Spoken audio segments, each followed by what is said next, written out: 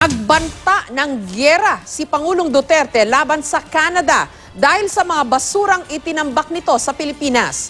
Nakatenga pa rin sa Subic Port ang ilang container vans na naglalaman ng basura. Handa naman daw ang Canada na resolbahin ang issue. May report si Lay Alves.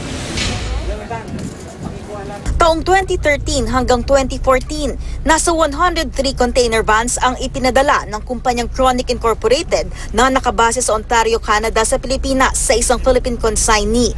Ang laman ng mga ito, 2,000 toneladang basura tulad ng gamit na hiringgilya at maruruming diaper na hanggang ngayon ay nabubulok sa isang landfill sa Capas, Tarlac.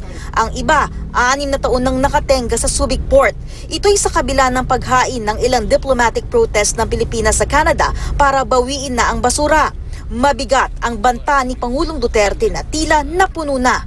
I want a boat prepared.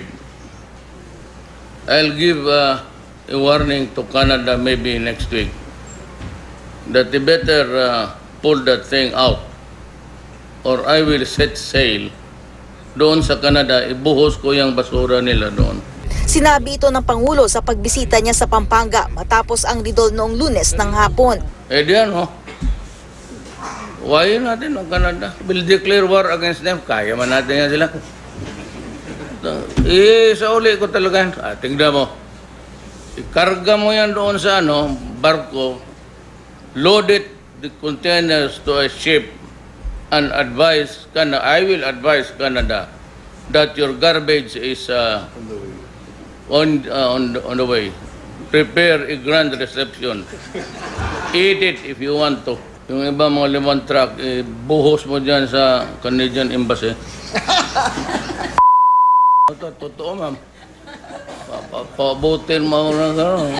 Sa isang pahayag, tiniyak ng Canadian government na handa silang resolbahin ng issue. Inaayos na raw ng isang joint technical working group para maalis na ang basurang ito. Binago na nga raw ng Canada ang guidelines nila sa mga hazardous waste shipments para di na ito maulit. Noong APEC 2015 na ginawa rito sa Pilipinas, sinabi ni Canadian Prime Minister Justin Trudeau na gusto na nilang resolbahin ang issue para mapanatili ang magandang relasyon sa Pilipinas.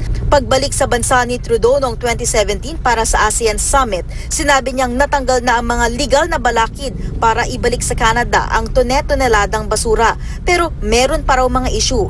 There's still a number of questions around who will pay for it, where the financial responsibility is, where the consequences are, as this was at its origin a commercial transaction that did not involve governments. Nagbabala rin ng Pangulo sa Bureau of Customs na sisibakin sila sa pwesto kapag may nakapuslit pang basura galing sa ibang bansa. Huwag naman din natin payagan na maging tambakan ng basura yung ating bansa. No, na tatanggap tayo ng yung mga importers ng transactions na alam naman nila kung ano yung nilalaman. Samantala, may pasaring naman si Senador Kiko Pangilinan sa Facebook. Sa kanyang post, sinabi niyang gigirahin ng Canada dahil sa basura pero walang imik sa China sa pagpapalusot ng droga at pagsakop ng ating mga isla. Sinisika pa po naming makuha ang pahayag ng palasyo sa sinabi ni Senator Pangilinan. Lay Alves, GMA News.